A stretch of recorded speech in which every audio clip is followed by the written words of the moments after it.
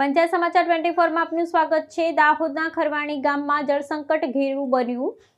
સુકાઈ ગયેલા તળાવમાં ખાડા ખોદી દૂષિત પાણી પીવા ગ્રામજનો મજબૂર બન્યા। દાહોદ જિલ્લાના ખરવાણી ગામમાં આકરા ઉનાળા વચ્ચે પીવાના પાણીની અત્યંત ગંભીર કટોકટી સર્જાઈ છે।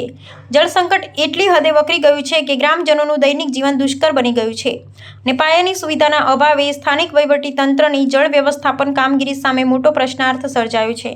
ગામના મુખ્ય જળ સ્ત્રોત સમાન તમામ તળાવો સંપૂર્ણપણે સુકાઈ ચૂક્યા છે। અન્ય કોઈ યોગ્ય વિકલ્પ ન હોવાથી સ્થાનિકો તળાવના સૂકાપટમાં ખાડા ખોદી તેમાંથી જરતું ડહોળું અને દૂષિત પાણી ભરવા મજબૂર બન્યા છે। આ કપરી પરિસ્થિતિમાં મહિલાઓની યાતના બમણી થઈ છે।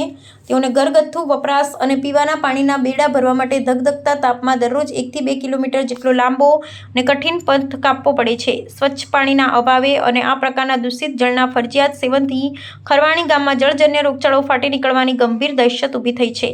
આ ભયાનક પરિસ્થિતિને ધ્યાનમાં રાખીને ગ્રામજનોએ તાત્કાલિક ધોરણે પાણીના ટેન્કરની વ્યવસ્થા કરવા અને સમસ્યાનો કાયમી ઉકેલ લાવવા સત્તાધીશો સમક્ષ ઉગ્ર માંગણી નોંધાવી છે। જો વહેલી તકે આ વિકટ સમસ્યાનું નિરાકરણ નહીં આવે તો આગામી દિવસોમાં સ્થાનિકો દ્વારા જલદ વિરોધ પ્રદર્શન કરવામાં આવે તેવી શક્યતા નકારી શકાય તેમ નથી।